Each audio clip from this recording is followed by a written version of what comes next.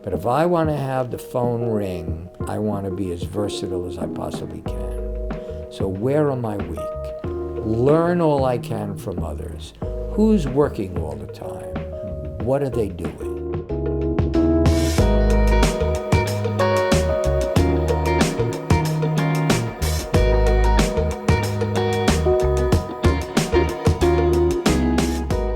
John, thank you so much for being here. Listen, you are like a Renaissance man. You are involved in many different aspects of the arts. I mean, not only is it playing and performing, having your own solo, album out, which is fantastic, which I listened to, which I loved, performing, playing bass, involved in contracting and music supervision. You got your hand in a lot of different things. And then on top of that, the acting that has come up recently in Mozart in the Jungle. I know, it's wild.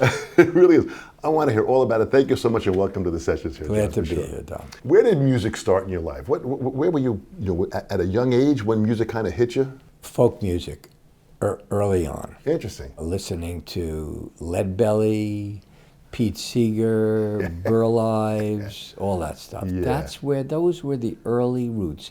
Listening to jazz, listening to, the Everly Brothers, listening to that, but the really formative roots were folk music. I remember seeing Pete Seeger when I was, maybe 10 years old and stuff. And then, of course, jump a number of years later, being asked to play in a recording session with Pete Seeger. So it all kind of came full circle. But those were the early roots, and knowing nothing about the bass, but I remember seeing Bill Lee. Bill Lee is Spike Lee's dad. Yeah, sure. And he was kind of the first, what I think was the first kind of folk bass player, playing with Josh White, playing with Odetta, and I didn't know anything about the bass then, but I was just I remembered Bill, and I was drawn to Bill, and one time I ran into Spike, because I used to go to all the Knick games years ago. Where he goes to, yeah. And I told Spike that his dad was a very formative figure for me, and this was at a time when Bill was going through some rough times, and I remember Spike just seeing these little quiet tears coming from his eyes, and he was so touched that someone thought highly of his dad. How beautiful. Yeah. How beautiful. Yeah. So when you started taking lessons, were you starting to play with any musicians? No, I was taking classical lessons, went to the Juilliard Preparatory School, Right. but this was late in life. I was like maybe 17 when I started taking lessons. And then it came time to leave high school and to go to college. All I knew was I didn't want to have 4 more frustrating years of academics. I didn't necessarily say, I know I want to be a professional musician. I didn't say, I know I want to be a bass player. I was drawn to the bass was fun, and I thought I could get into a music school easier than I could get into an academic school. So I went to visit a whole bunch of different music schools, knowing very little about classical bass, not knowing who the teachers were, not knowing anything. And I discovered, which was, I never knew how rare this was, I went to visit these colleges by myself.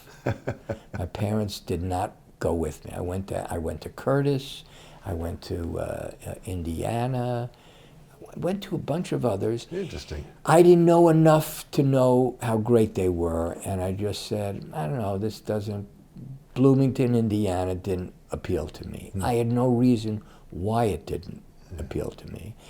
And the only school I didn't visit was University of Michigan, so I said, that's where I'm going to go. So I went there for as a string bass major, and had a fantastic time while I was there. I was playing in the symphony. I was playing in all the orchestral things there, jazz band there. There was a club there, a jazz club called the Falcon in Ann Arbor, Michigan. The year before I was there, Bob James had a trio there. Bob James, great piano player. Correct. Yeah. I went down to the Falcon my second night when I'm in Ann Arbor, young kid, 17, 18 years old.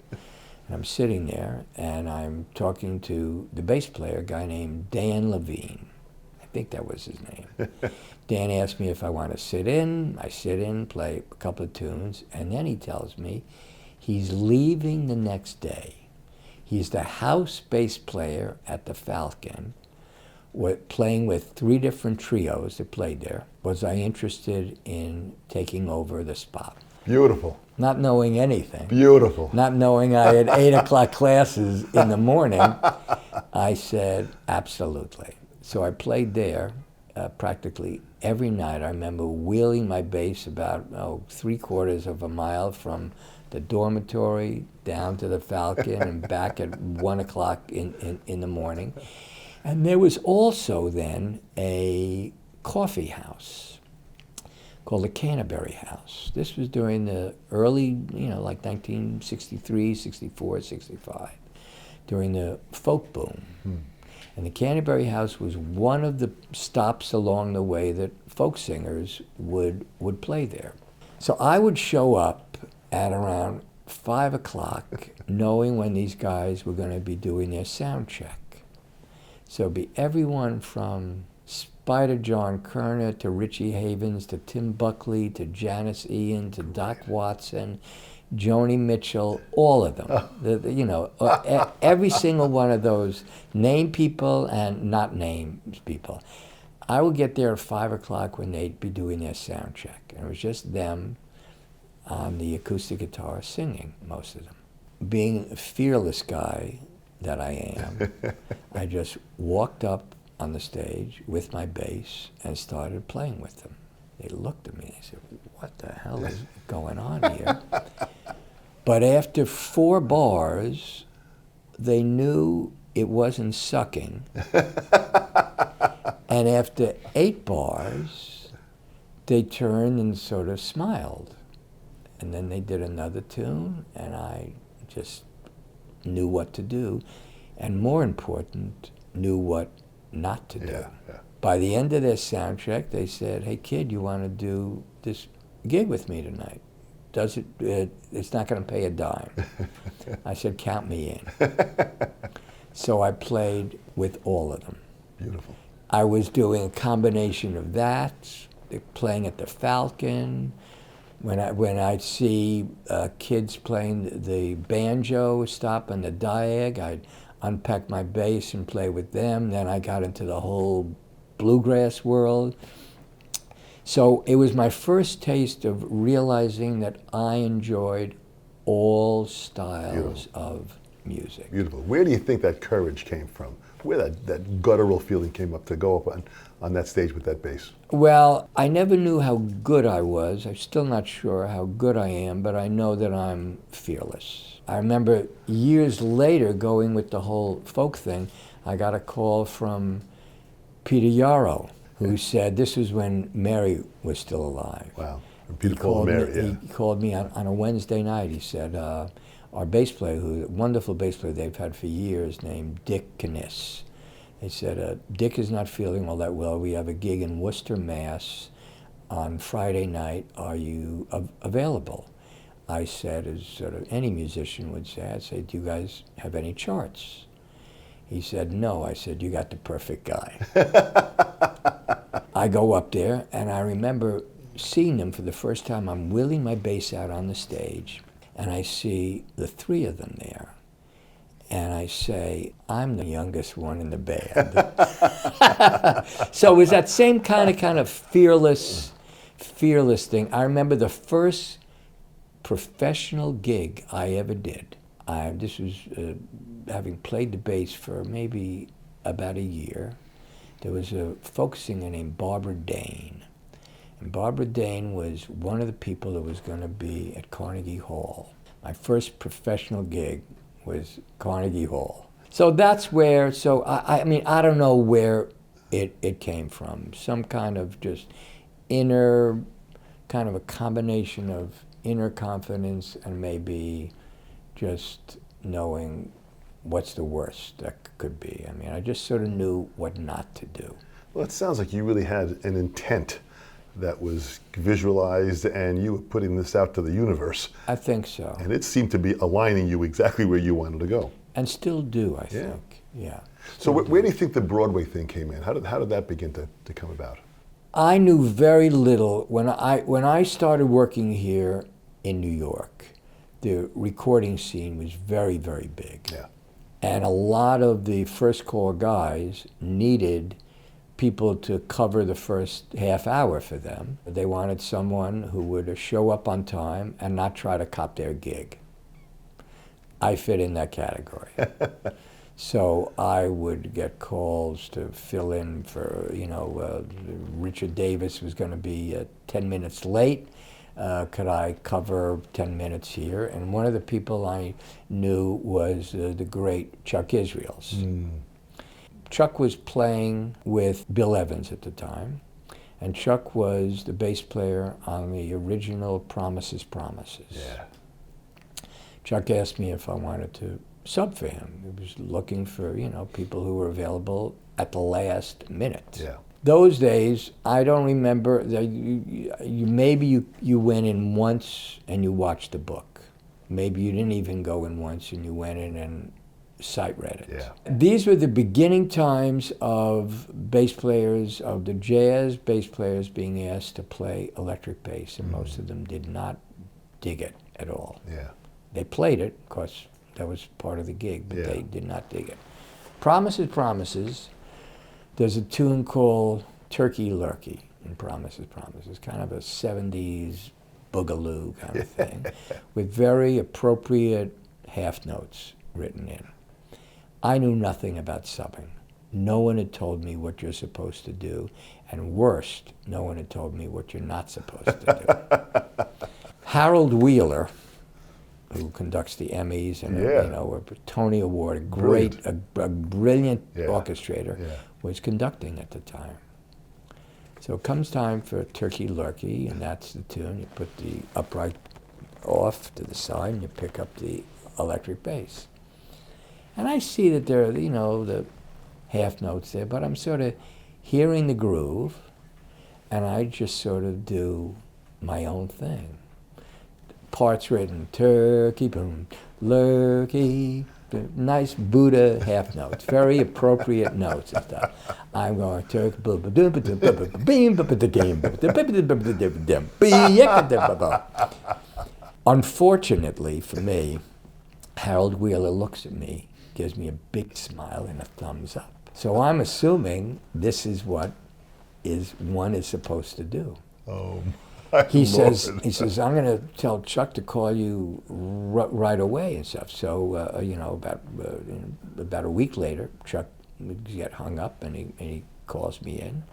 Harold says, I told the dancers you were going to be here. They're so excited about what you're going to play on Turkey Lurkey.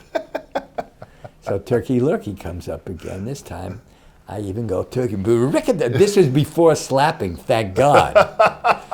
So I'm just playing all over the place, just, completely groovy, inappropriate things to be doing. Harold's smiling, the drummer's smiling, all the people in the band are just smiling and stuff. Then Harold says to me when I'm leaving, he says, would you mind writing out what you played so Chuck could play that? Oh my gosh. Fortunately, Chuck did the appropriate right thing and never called me again. So you didn't write it out. I started to write it out. I think he told Chuck that John Miller's going to write this thing out, and Chuck wisely never called me again. And then I think I subbed back then. This is 70s, maybe 80s, at Godspell when Paul Schaefer was the conductor. But I knew, that's really all I knew about Broadway. I knew very, very, very little about Broadway. And how I got really into the recording thing big time was I was at a party playing with a jazz trio, upright bass, and this guy comes up to me and says, I've never done a recording session. Said, I have a recording session tomorrow at 10. Do you play electric bass as well as you play upright? I said, absolutely. I didn't own an electric bass. But fearless. This fearless part of your personality is really an important quality that I want as these young kids hear this interview. I want them to understand that that's a very important part that can move you forward in a career. I think so. Absolutely. I think so. I think so. So how did the Broadway thing start? I'd played bass a lot with Cy Coleman on a lot of his records and a lot of gigs. And I was in a show of his where there were 4 musicians on stage where we kind of sang and, quote, acted and cavorted around called I Love My Wife. We won the Drama Desk Award as supporting actors in a show and stuff. But I was still taking off all the time, playing in the recording studios, doing gigs all the time. So it was never like my dream was to be on stage acting and singing. Not at all. It was just I would get there. You know, you're supposed to get there at 7:30. I'd get there at like 5 of 8, and then I'd leave right afterwards and go do another gig and stuff. So actor friends of mine were so unbelievably jealous. They said, "Oh my God, you're in Equity," and I said, "What's Equity?" I knew nothing, but had a grand time doing it. Yeah. A couple of years later, Cy says to me, "I have this show called Barnum coming in. I need a contractor. Would you like to do it?" I looked at Cy and said, "Cy, absolutely not." He looked at me incredulous. Now, the little I kind of had heard the reputation about Broadway contractors then, I don't know if it was true or not, but what I had heard is that it's kind of slimy, kickback, Rough bunch. sexual favors. Yeah, rough bunch. Not my kind of scene at all. So I said, Cy, I'm playing the bass all the time. I'm riding my motorcycle, having a great time, dating women, single guy. I don't want to be doing this. And he said this line to me that he loved saying for years and years. He said, "I got to give it to some schmuck. I'd just as soon give it to you." So I said to him what I continue to say. I said, "I'll get back to you." And I did what I continue to do. I called all my pals. And I said, "What would you guys do?" And they all said the same thing. They said, "Try it. Yeah. You might hate it. Yeah. It might be okay. Yeah. You might like it." Yeah. So I said, "I'll try it." So I did Barnum. So I was very happy with what I did. The show did well. I don't think I did a great job. I sort of really, I was flying by the seat of my pants. But the contracting was contacting certain musicians to play certain parts. Correct. And I, as a bass player, I knew people, but I didn't know that world. I really did not know the landscape of that world whatsoever. Right. I didn't know that the reed 1 player should be the strong flute player. So I hired a friend of mine from the University of Michigan who was a legit saxophone player. So but fortunately, a lot of the guys there kind of helped me to come out smelling like a rose. And then after that, Cy called me to do some more shows, and I learned a little bit more. And then other composers started calling me. And when they did, I called Cy first. Not that I wanted his permission, more like I wanted his blessing. Yeah. I said, "Cy, I'm getting calls from other people, other composers, producers, music directors. Are you cool with me working for other people?" And his line was so pure Cy. He said, "Absolutely, beat, beat, beat, but save the best cats for our shows." That was his line. Good for Cy. So that was about 130 Broadway shows ago. Unbelievable. And they've kept calling. They've been putting up with me saying, "I can't come to that late night meeting because I'm doing a $50 blues gig." So God love them all. And how do you choose certain musicians for certain Broadway shows? You know, is there do you kind of analyze the show and then figure what musicians you can plug into that spot? you know, here in New York, When you get called a second time, you're good. Nice. When you go back to your barber a second time, he's good. You know? So here, I mean, if we lived in Ottumwa, Iowa, the pool might be a little smaller. More challenging, yeah. But everyone here in New York is a terrific player. I don't have a list of, here are all the trumpet players who I use, here are all the violinists who I use. No, it's always about the show. So I'll ask, and I'll drive these people crazy with all my questions. Yeah. I mean, what's the general bag of the show? Is it a jazz show? Is it a legit show? Is it a regular Broadway kind of to-be thing? Is it a country show? What's the oeuvre of the show? Right, right. Who's the conductor?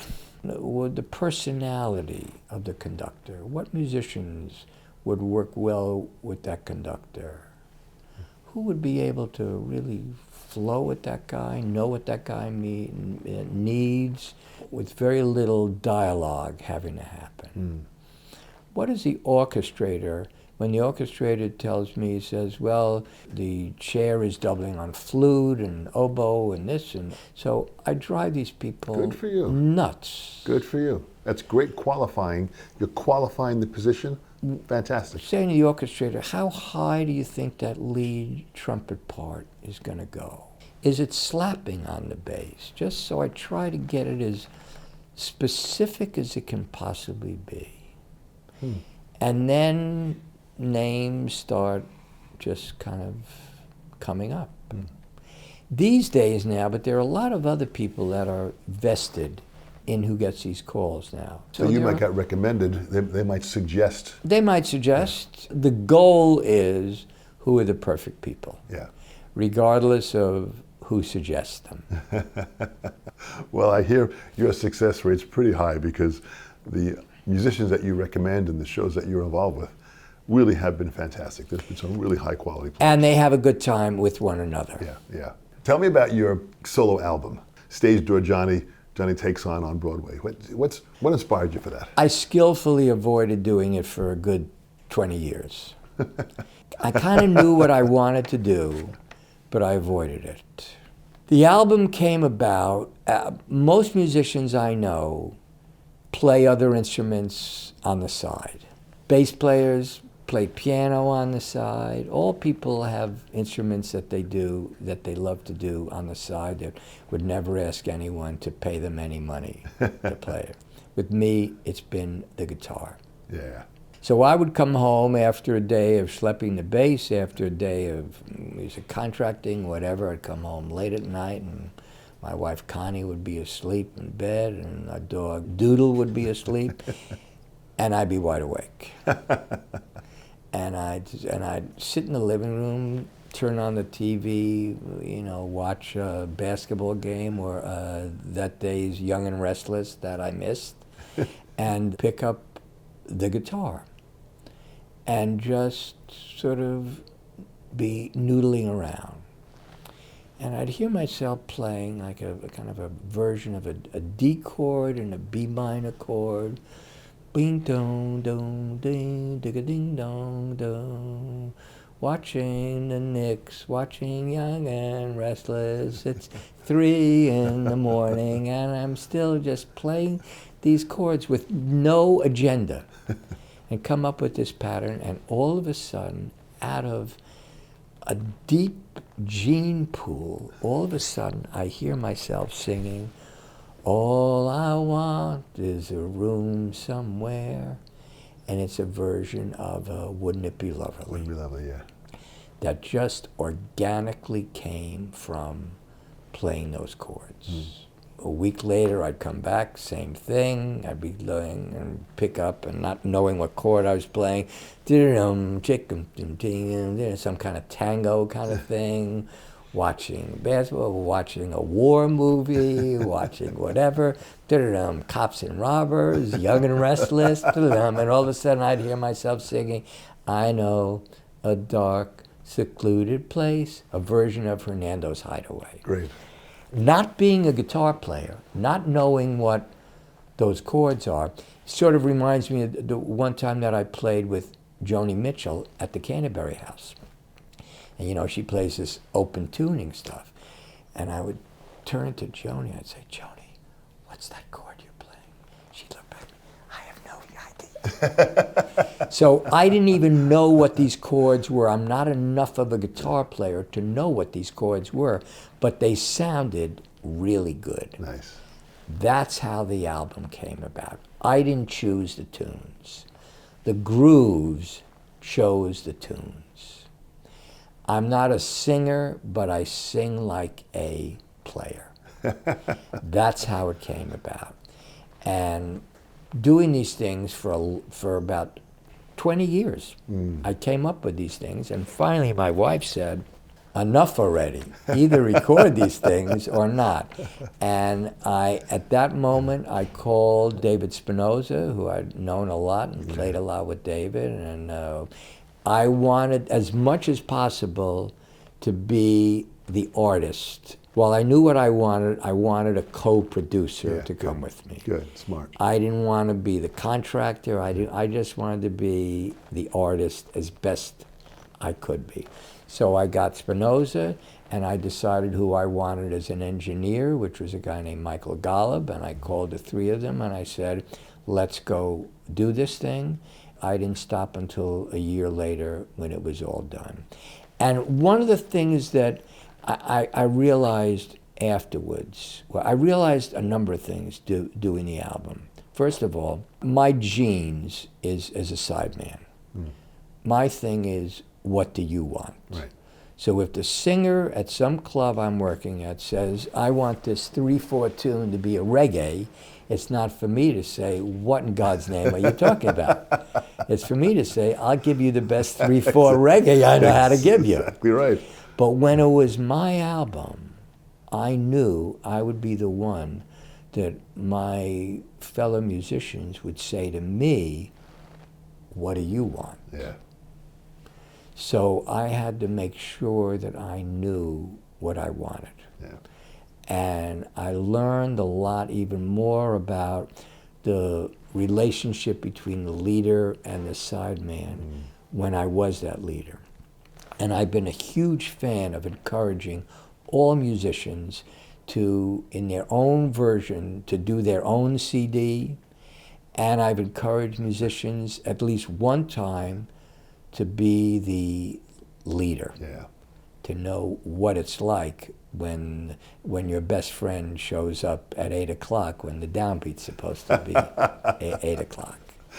So that's how the album came about. And you know, when it's your stuff and you don't have a publisher saying, can you do this tune? When you don't have a producer saying, can you do a duet with this artist? When it's all you, and you say, and when you're mixing and you say, you know, I don't know about where that hi-hat is placed in it and stuff, but by the time the thing was finally mixed, and I had no idea what I wanted to do with it when it was done. None. I didn't want it to be over. Yeah. So when it was finally mixed, and all of a sudden I said, now what? I didn't know what to do.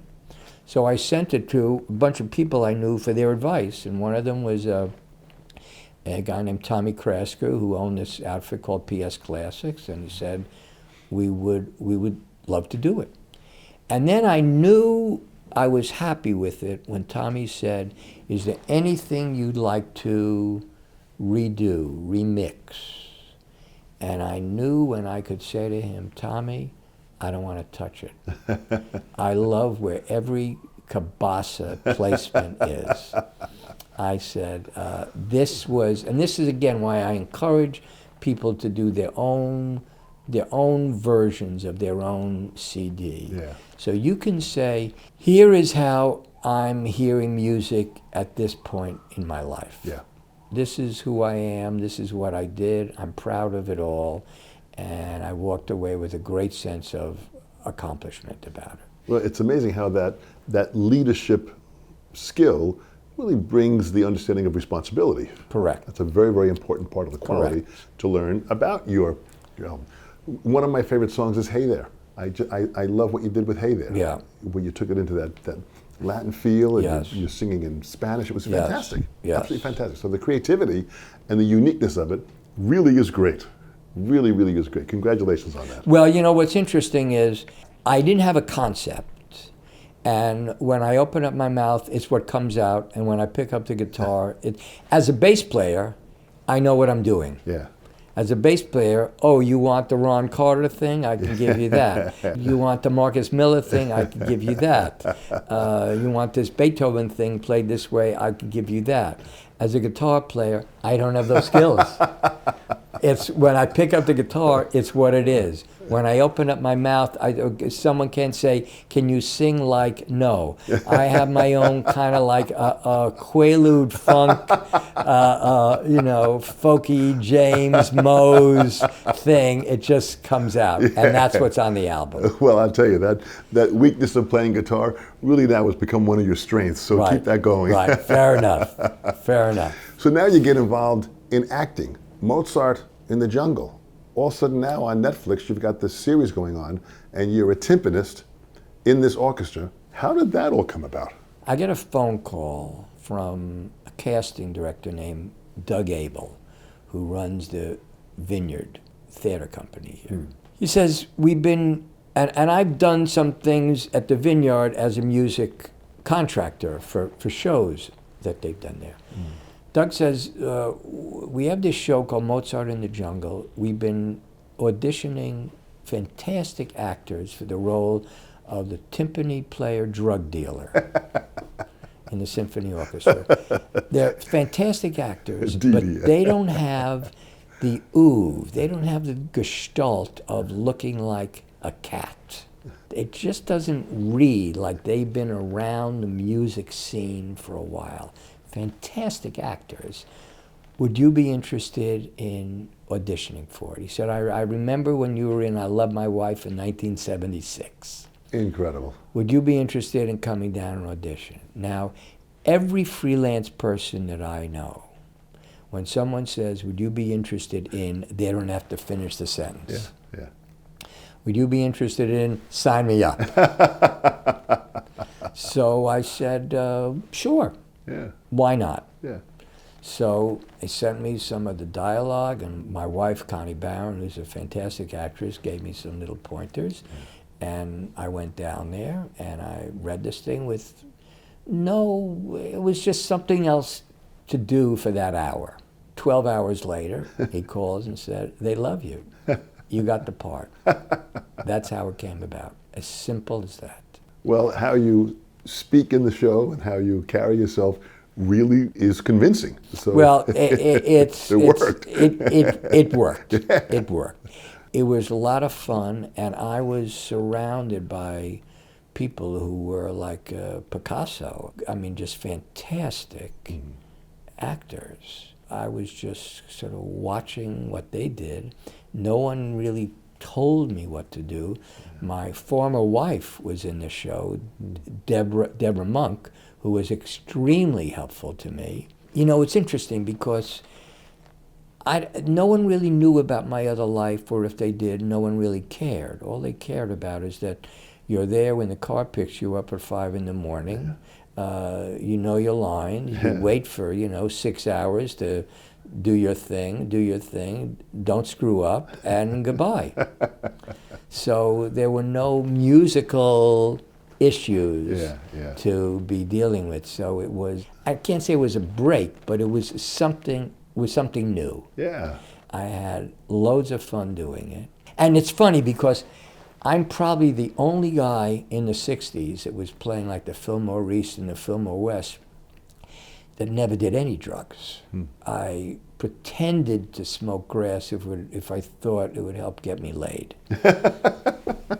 So when they talked about these names of these drugs, and I didn't know them, I would call my then 16-year-old granddaughter, and I said, "What are Spaceballs?" She said, "Okay, well, Grandpa, it's this laced with this."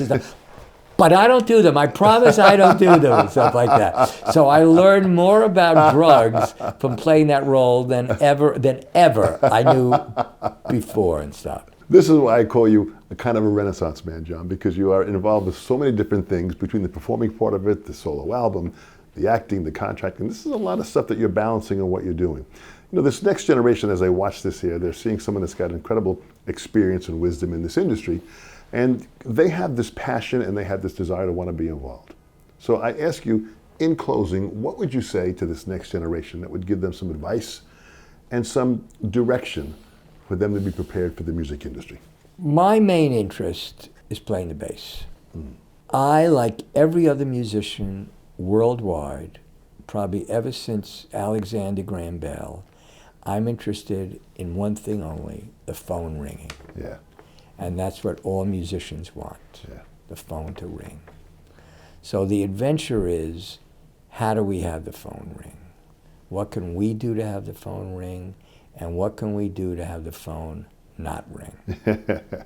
I've been very, very interested in this in terms of just me. How can I have the phone ring, continue to ring?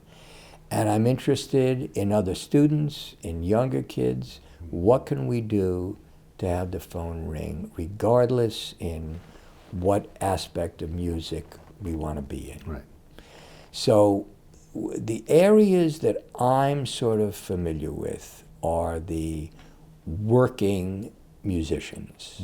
I'm not in the world of the star musicians. I don't know much about that world. But I do know in terms of what we can do to have people know about what we do is be good, and if you want to, and one of the questions is, how good is good? Yeah, exactly right. So I always say, and I say this to myself, look around the people who are doing what you're doing, and what are they doing? And what is it that you can learn? And one of the things that I always say, I'm a student of the Japanese tea ceremony. I've been studying that for a good 30 years almost. Yeah. One of the kind of scrolls that they have, a version of it, the English version is, fight your shame, learn all you can from others. This is a secret to a successful life. So I say to myself as a musician, in the category of fight my shame, where am I weak? If I'm a doubler, which is my weakest instrument? If I'm playing all styles, what's my weakest style? If I still want to be playing all the styles. If I want to be just a slapping bass player, that's a different story. Yeah. But if I want to have the phone ring, I've said to myself, I want to be as versatile as I possibly can. So where am I weak? Learn all I can from others. Who's working all the time? What are they doing? And I like to see them and learn from them. When I go on a gig, I'm interested in a couple of things. First of all, people remember an entrance and an exit. Yeah. They're going to remember me when I first walk in that gig. I'm doing a gig this Friday night with a bunch of people that I don't know, kind of a blues gig. When I walk in, that's how they're going to, it's going to be important. That's how great. I leave, that's going to be important. But also, I want to make sure that these people know how to get a hold of me. Yeah. And my goal is, since none of us have agents, all of our fellow musicians are our fellow agents. Yeah. So my Great line. goal is when I leave that gig with playing these people, that all these people say, geez, you should call John Miller for this gig. Because I don't know this drummer I'm going to be playing with Friday night. Yeah. And I'm hoping he says at the end of that gig, man, give me your number. How do I reach you? I'm hoping the guitar player, who I don't know, says, give me your number. That's how us musicians work. We are each other's agents. That is absolutely fantastic and great advice. Let me tell you something. You might have come in on the seat of your pants, but you sure did come out smelling like a rose. It came out well. That really did. It came out well. On behalf of the Sessions, John, we thank you so much. Fantastic. Thank you, Dom, Great job. for having me.